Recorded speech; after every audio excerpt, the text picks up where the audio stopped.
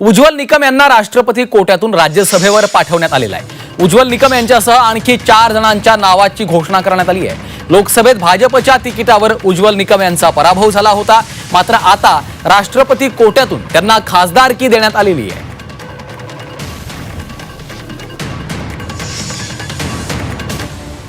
ज्येष्ठ कायदेतज्ञ उज्ज्वल निकमांची राज्यसभेवर वर्णी लागली आहे।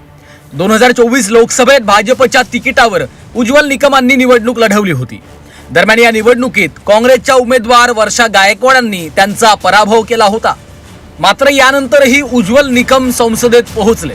राष्ट्रपतींकडून उज्ज्वल निकमांची राज्यसभेवर निवड करण्यात आली आहे। उज्ज्वल निकम यांच्यासह केरळमधील ज्येष्ठ शिक्षणतज्ञ सी सदानंदन मास्टर, माजी परराष्ट्र सचिव हर्षवर्धन श्रृंगला आणि प्रख्यात इतिहासकार मीनाक्षी जैन यांनाही राज्यसभेसाठी नामांकित करण्यात आलंय। निश्चित या देशाच्या राष्ट्रपती यांनी माझी राज्यसभेचा सभासद म्हणून नियुक्ती केली। हा मी आतापर्यंत कायदा क्षेत्रात जो अभ्यास केला आणि त्याचं हे फळ आहे मी असं मानतो। उज्ज्वल निकमांची राज्यसभेवर निवड करण्यात आल्यानंतर पंतप्रधान नरेंद्र मोदींनी त्यांना शुभेच्छा दिल्यात। उज्ज्वल निकम यांची कायदेशीर क्षेत्राप्रती आणि संविधानाप्रती असलेली निष्ठा अनुकरणीय आहे। ते केवळ एक यशस्वी वकील नाही आहेत, तर महत्त्वाच्या प्रकरणात न्याय मिळवून देण्यात ते आघाडीवर राहिलेत।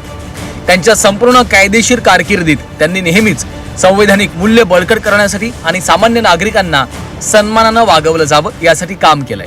राष्ट्रपतींनी त्यांना राज्यसभेवर नियुक्त केलं आहे, हे आनंददायी आहे। त्यांना संसदीय कारकिर्दीसाठी शुभेच्छा।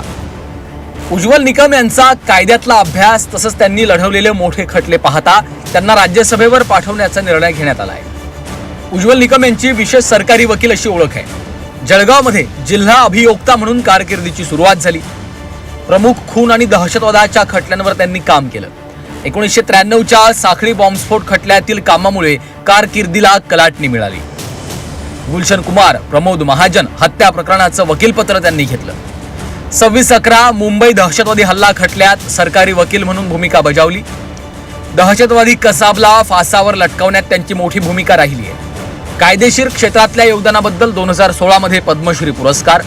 कोपर्डी बलात्कार, संतोष देशमुख हत्या प्रकरणात वकील आहेत। 30 वर्षांच्या कारकिर्दीत 628 जणांना जन्मठेप तर 37 जणांना मृत्यूदंड।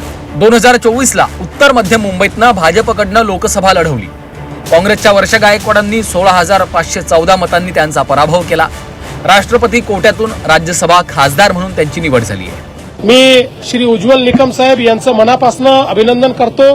त्यांचेही या ठिकाणी त्यांनी केलेल्या कार्याबद्दल आभार मानतो आणि भविष्यातही देशाच्या संसदेपासून तर देशाच्या न्यायपालिकेपर्यंत राष्ट्रभक्तीच्या भावनेनं ते अशाच प्रकारे देशाच्या आणि समाजाच्या शत्रूंच्या विरुद्ध लढत राहतील अशा प्रकारची अपेक्षा व्यक्त करतो।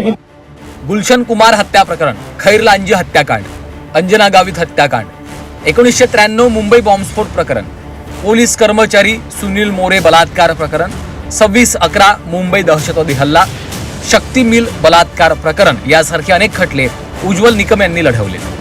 राष्ट्रपती कोट्यातून ज्येष्ठ कायदेतज्ञ उज्ज्वल निकम यांची राज्यसभेवर खासदार म्हणून निवड करण्यात आली आहे। लोकसभेत उज्ज्वल निकमांचं खासदार होण्याचं स्वप्न भंगलं होतं, मात्र राष्ट्रपती कोट्यातून त्यांना राज्यसभेवर पाठवण्यात आल्यामुळे त्यांचं स्वप्न अखेर पूर्ण झालंय। ब्युरो रिपोर्ट, झी 24 तास।